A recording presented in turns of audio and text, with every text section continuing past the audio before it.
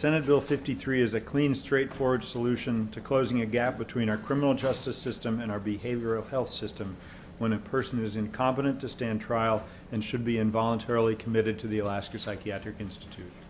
Last February, a man with an extensive criminal and psychiatric history stabbed Angela Harris in the back as she waited to return books at the Lusac Library. Her assailant had prior criminal convictions and prior criminal cases in which he was found incompetent to stand trial.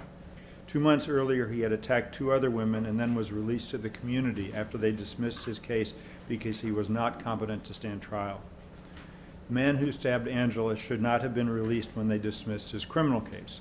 Instead, a petition for involuntary commitment should have been filed based on his history of violence and his psychiatric condition that made him a danger to our community.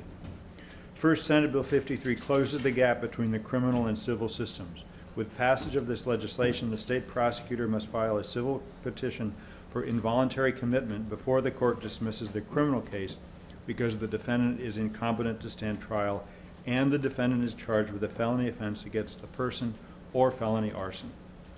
Second, Senate Bill 53 protects Angela and other victims of crime who must have better assurances that we are protecting the community so that Angela and others can move forward.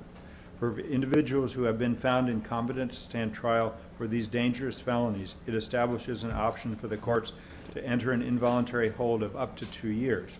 And it gives victims of crime the right to attend the involuntary commitment hearings of those who attacked them and the right to know the status of those involuntary commitment proceedings. Third, Senate Bill 53 protects the due process rights of individuals in the state's care. It allows the person to petition for discharge from involuntary commitment if they show evidence that they are no longer a danger to themselves or others. And the bill confirms that the burden always rests on the state to prove by clear and convincing evidence that the respondent should remain under involuntary commitment. The detailed committee process thoroughly reviewed, amended, and improved this legislation. The version before you today includes important updates to related areas of criminal procedure in Title 12 and civil commitment in Title 47. We must not let the horrible events of February 13, 2022 that changed Angela Harris's life stop us in our tracks. It has not stopped Angela, and I do not believe it ever will. We must take Angela's example to heart. We must all move forward from that February day, learn valuable lessons from her experience, and take positive steps to improve public safety. Passage of Senate Bill 53 is the first step.